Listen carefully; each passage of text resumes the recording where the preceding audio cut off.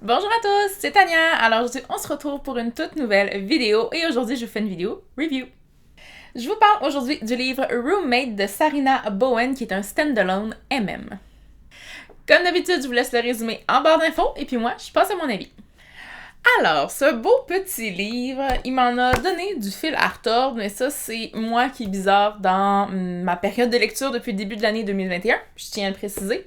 J'ai donné une note de 4.5 sur 5 à ce livre-là, donc c'est vraiment pas un mauvais livre, c'est juste moi qui filais pas pour lire, parce que je l'ai commencé au mois de janvier et je l'ai fini au mois d'avril. Donc un beau 2 mois et demi de pause, mais ça m'a pas empêché d'apprécier le livre pour ce qu'il est, parce que j'avais juste un bon souvenir de la première moitié du livre quand je l'ai lu, et quand j'ai dévoré la dernière moitié du livre au mois d'avril, ben franchement, c'était juste parfait.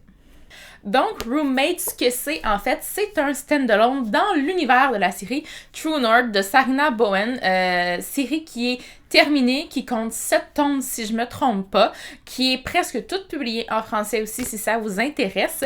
Et ce livre-là, c'est l'histoire d'un des personnages secondaires qu'on apprend à découvrir dans la série. Et puis, il s'agit en fait de Kieran, je sais jamais trop comment le prononcer, ils ont tous des noms un peu bizarres, mais c'est Kieran, on va dire ça comme ça. Donc, qui est un personnage qu'on apprend à découvrir un petit peu au fil des tomes. Moi, j'avais lu les 4 premiers tomes de la série quand j'ai commencé ce livre-là. Je me suis lancée dedans parce que, en fait, j'avais juste envie de lire celui-là parce que c'était un MM, c'est un roman, c'est une romance homosexuelle entre deux hommes. Donc, puis Sarina Bowen, ben, ça a toujours été mon auteur qui faisait les meilleures romances comme ça, les meilleures romances MM à mon avis. De ce que j'ai lu, j'en ai pas lu beaucoup, mais j'ai toujours aimé ce qu'elle écrivait. Donc j'avais juste envie de le lire, puis quand il est sorti, je me suis dit, bon, ben je vais peut-être me spoiler sur la fin de la série, sur les 3 tomes de la série que j'ai pas lu encore. Puis finalement, ben j'étais agréablement surprise parce que je me suis pas spoilée du tout, parce que j'étais arrivée exactement au moment où j'étais rendue dans la série, où est-ce que les personnages étaient rendus, puis où est-ce qu'on commence la série, je suis comme... Mais wow, ça pouvait pas mieux tomber parce que j'étais exactement où est-ce que je m'étais arrêtée ou à peu près. Peut-être que les autres tomes vont comme se chevaucher un petit peu, mais franchement, là, j'ai pas été spoilée du tout sur ce qui s'était passé. J'avais juste toute l'historique des personnages dont j'avais besoin pour ce tome-ci. Donc, franchement, rien à dire. Concernant le livre, maintenant, on s'entend. Donc, comme je disais, on suit le personnage de Kieran et la romance qui va développer avec le personnage de Rodrigue. Je déteste ce nom. J'essaie de préciser. Donc, nos 2 personnages se sont déjà connus au secondaire et ils vont se recroiser parce qu'ils vont travailler dans le même petit café d'un des autres personnages de la série principale. Ils vont devoir travailler ensemble. Kieran est très, très, très timide, tandis que Roderick est tout le contraire. Franchement, c'est le stéréotype du gay, là, c'est ça, là. C'est un peu ça, franchement. Il parle beaucoup trop fort, il prend énormément de place, il est pas efféminé, mais comme, tu sais, moi je le voyais un petit peu comme ça dans ma tête.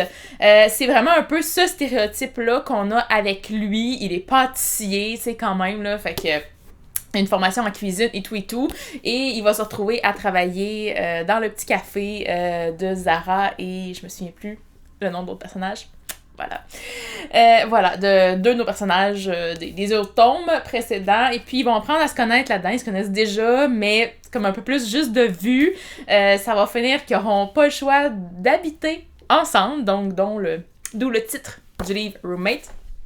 Je vais arrêter de jouer avec. Fait qu'ils vont habiter ensemble de façon... un peu forcé au début, et c'est comme ça qu'ils vont apprendre à se connaître et que tout va se développer, évidemment. Franchement, j'ai adoré du début à la fin. C'était juste délicieux. C'était exquis comme romance. J'ai rien à dire de ce côté-là. Tu sais, Kieran est très, très doux, très, très timide, très réservé. Il prendra jamais de place. Il va toujours comme se retirer des conflits, etc. Il dit jamais un mot plus haut que l'autre. C'est un peu ça qui est comme fâchant à un moment donné, parce que tu vois qu'avec sa relation avec sa famille, c'est pas toujours rose, il y a des choses, il y a des secrets, puis on se demande qu'est-ce qui se passe, mais tu sais, je trouve qu'il prenait pas assez sa place, ça m'énervait un petit peu tout le long du roman. Et puis, ben, Roderick va vraiment l'amener à sortir de sa coquille, à se dévoiler, parce qu'il a jamais accepté et dit à quelqu'un qui avait une attirance envers les hommes. Donc, c'est sa première relation pour lui, tandis que Rodrigue sort d'une rupture amoureuse un peu intense. Donc, tu sais, les deux ont comme un passé un peu totalement à l'opposé, si je peux dire, là, encore une fois. Donc, ça va vraiment faire un gros clash, mais ça marche totalement. Donc, c'est vraiment ce que j'ai aimé dans ce livre-là. L'auteur aussi, à la fin, franchement, point vraiment positif, parce que souvent, à la fin d'une romance, quoi que ce soit, on va avoir comme un genre de petit élément de surprise, un petit punch, un petit quelque chose. Peut-être que je suis vraiment aveugle puis je l'ai vraiment pas vu venir, mais franchement, cette fois-ci, c'était vraiment, vraiment, vraiment réussi.